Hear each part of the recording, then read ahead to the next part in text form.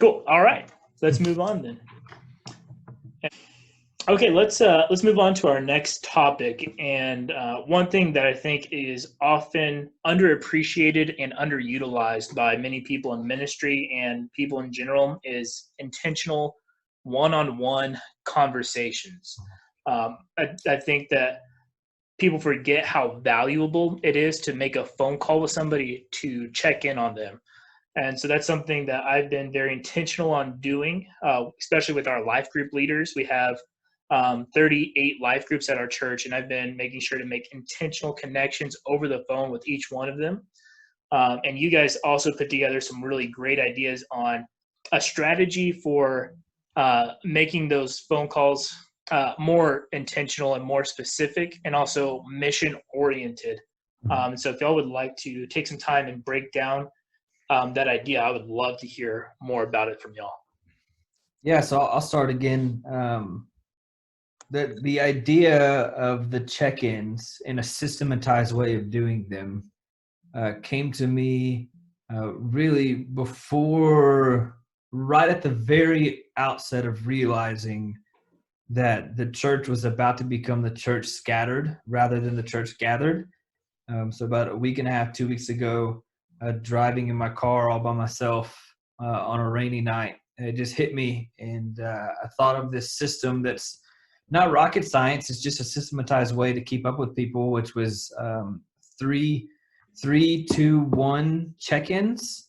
So intentionally making phone calls to our people, asking them 3 questions. It's 3 questions, 2 affirmations, and then giving them 1 commission. So we're asking them, how are you doing? How is your family doing? Is there anything that you need?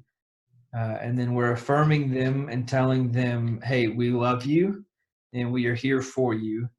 And then our commission for our life group leaders is, all right, glad to catch up with you. So glad you're doing well, or thanks for allowing me to catch up. Now go and do the same. Go and make disciples. Go and have conversations with people. Go and talk with people about Jesus. Help lead people closer to Jesus in this time. Yes, do these check-ins, but also continue to go deeper. And it's just a systematized way to stay connected that has now become an entire church strategy for our leaders.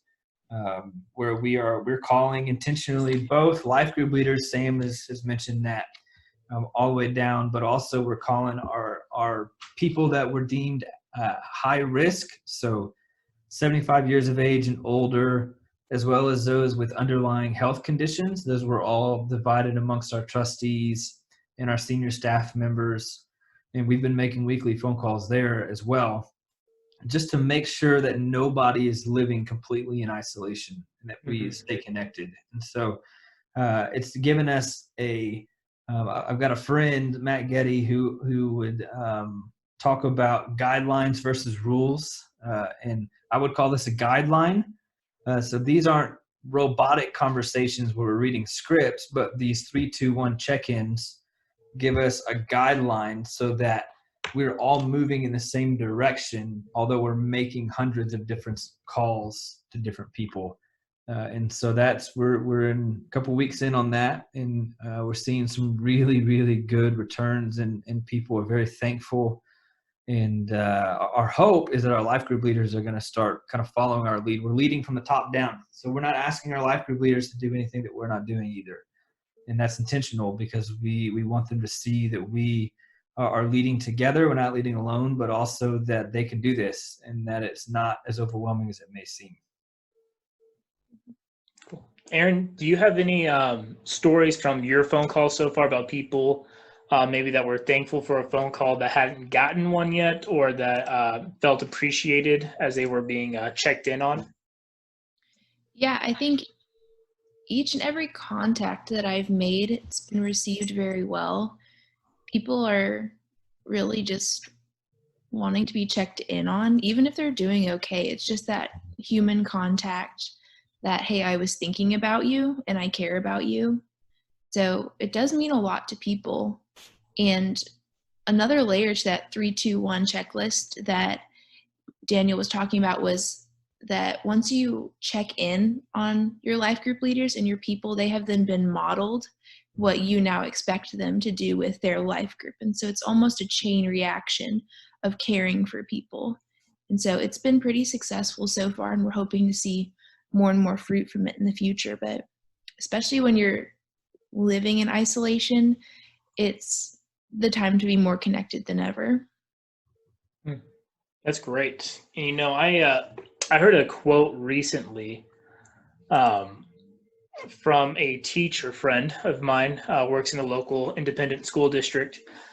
And she said essentially like, hey, it looks like we're about to find out who was a teacher and who had a job. And I thought that was awesome. And so I think that as from a leadership standpoint, we're about to find out who is an actual life group leader or a group leader and who was just in a service position. And so it's not an opportunity to chastise or scold, but it's an opportunity for you as a leader to evaluate the people that you are leading and see potential for growth. Whenever I see a mistake being made or an area that can be improved, my heart actually gets a little bit excited because as a leader myself, I get joy out of helping somebody take whatever their next step is in leadership. And so if I see a place in someone's life where it's lacking and like maybe they're not making phone calls, that is a window of opportunity for me to be able to step in and say like, hey, so we asked you to do these 3-2-1 phone calls. And I just noticed that some people in your group weren't getting reached out to. Why was that happening? And so, you know, maybe there's a need in that person's life. Like maybe they're so overwhelmed that they didn't have the opportunity to call. And that allows me to have to be the person that steps in and maybe helps meet a need for them. And then also helps me maybe figure out if they just didn't get around to it, where their priority is.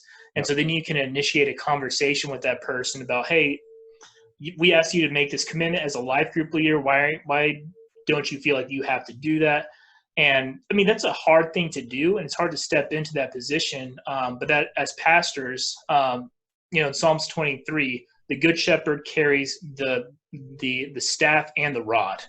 And so the staff is for guiding and leading sheep, and the rod is for beating away predators. So we don't ever use the rod against sheep. So you're not going after them and attacking them, but we can use that staff to correct them. And sometimes you have to yank a little bit harder and it's a little more uncomfortable. But I want to encourage you, if you are a leader and you have people under you, use this opportunity to find ways to help grow your leaders, because you're not going to get a better opportunity, a better situation than what we're in right now to see who is a leader and who is in a position. Does that make sense? Yeah. What's beautiful about that too is as leaders, in many ways, we've been given a glorious reset, right? Where now, I mean, we are forced now to be even more intentional than ever before on connecting with people when we're not in the building together, because we're not going to be in the building together for a long time. But I believe that we can create good habits even in isolation. So my hope and kind of what I see at the end of this tunnel, however long this tunnel is by the end of it, we'll be able to be in a rhythm where then we turn around when things are returning to normalcy and we say, hey, you remember those check-ins that you were doing every week? Remember how easy that became and how natural that became?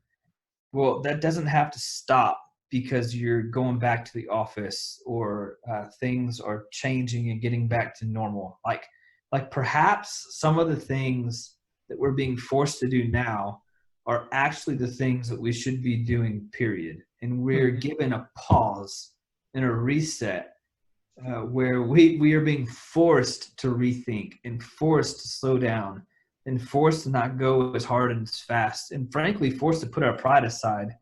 And I just think that a lot of these things that we're doing, we don't have to stop at the end of this time period. And that could be really cool when things begin to return back to a new normal or some normalcy is returned. Yeah, I love that. And I want us to continue on our list. I want to make sure that these little segments are easily digestible, so I think we need to move on.